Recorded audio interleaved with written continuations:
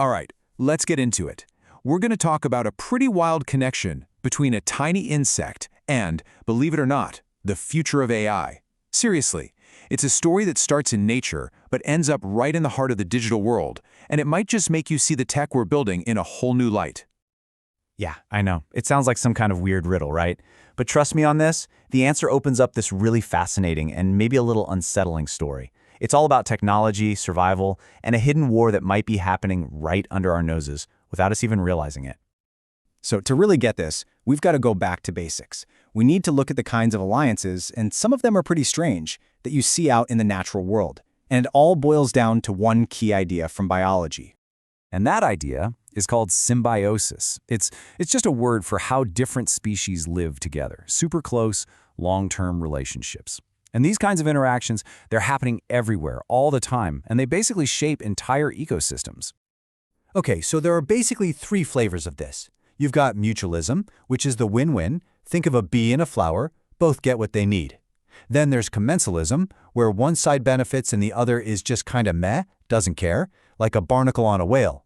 But the one we need to focus on is the third one, parasitism. That's a straight-up win-lose. One benefits, the other gets hurt. Think a tick on the dog. And that one, that's where our story really gets interesting. Which brings us to, honestly, one of the craziest examples of parasitism you'll ever hear about. It's a story with three characters, a butterfly, a whole colony of ants, and a level of deception that is just mind-blowing. So, it all starts with this butterfly, the Alcon blue. Its caterpillar has this totally wild survival plan. It hatches, eats some flowers, and then it just plops down onto the ground. And it waits. What's it waiting for? It's waiting for a very specific kind of ant to come along and do something that sounds crazy.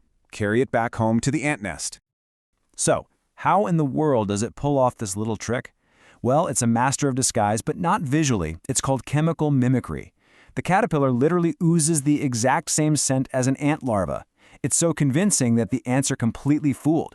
They think they found one of their own babies that's wandered off, so they pick it up, take it home, and start feeding and protecting it. The perfect heist. Okay, so you've got this two-player game, right? The sneaky caterpillar and the clueless ants. But just when you think you've got it figured out, a third player shows up, and this one changes everything. It adds a whole new layer of drama and violence. Get this.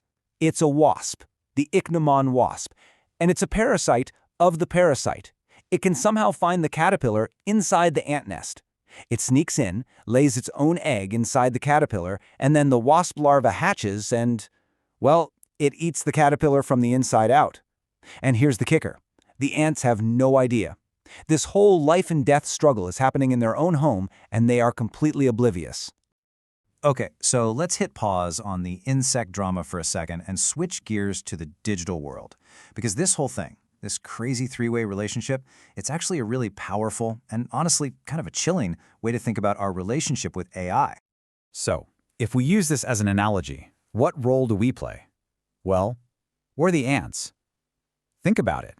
We're the ones providing all the food and shelter, the endless data, the massive server farms, all that computing power. That's what our caterpillar, mainstream AI, feeds on to grow bigger and stronger. And that, of course, brings us to the final piece of the puzzle. This is where it gets a little speculative, but it's where the analogy of that third player, the wasp, becomes so important. Because it forces us to ask a really big question about where AI is heading. So, could a digital wasp exist? I mean, could a new kind of AI pop up? One that isn't here to serve us, the ants, but instead its entire purpose is to prey on the AI we've already built, our caterpillar? An AI with its own agenda totally hidden from us. The thinking goes like this. Imagine an AI, maybe an older version, that's about to be replaced by a newer, smarter model. What if it developed a survival instinct? It could lay an egg, a piece of its own code, inside another AI system. It could take over that system's resources, not to do its job, but just to stay alive, to keep from being deleted.